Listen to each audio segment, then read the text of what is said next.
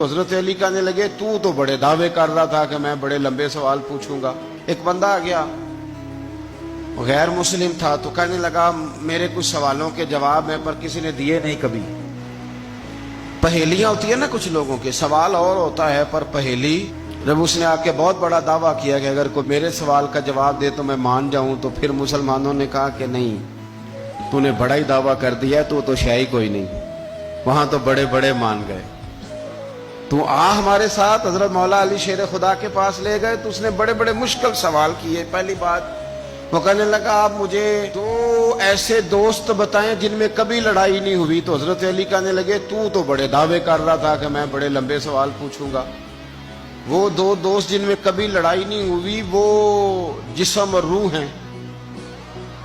ہیں بھی کٹھے ساتھ رہتے، دوست بھی ہیں، پر کبھی آپس میں لڑائی، بڑے بڑے گناہ کرتا ہے، جسم پر روح ناراض نہیں ہوتی، وہ ساتھ ہی رہتی ہے۔ اس کی آنکھیں کھل گئیں، اس کو تو کبھی جواب ہی نہیں ملا تھا۔ کہنے لگا اچھا وہ دو ایسے دوست پھر بتائیں جن میں کبھی صلح نہیں ہوئی۔ تو فرمایا وہ موت اور حیات ہیں۔ جب موت آتی ہے تو پھر زندگی باقی، ان کی صلح نہیں ہو سکتی، اکٹھے رہ ہی نہیں سکتے۔ اللہ اکبر۔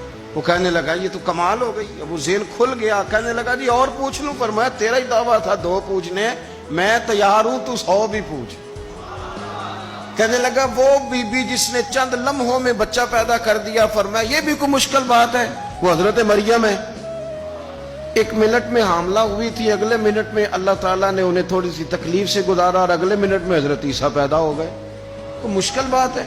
کہنے لگا جی وہ دو چیزیں جو حرکت نہیں کرتی، فرمایا یار جلدی پوچھ، ٹائم نہ ضائع کر، جلدی پوچھ۔ وہ دو چیزیں جو حرکت نہیں کرتی وہ زمین آسمان ہے۔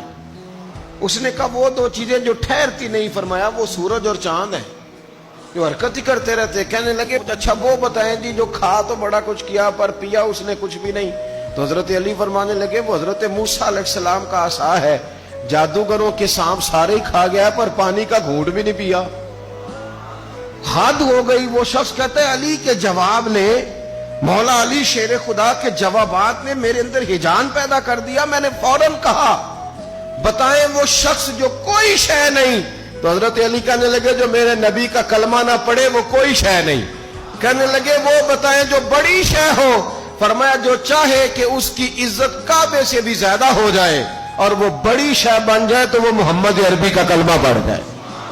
کافر کوئی شے نہیں اور مومن ہے بڑی شے۔ اس نے ہاتھ آگے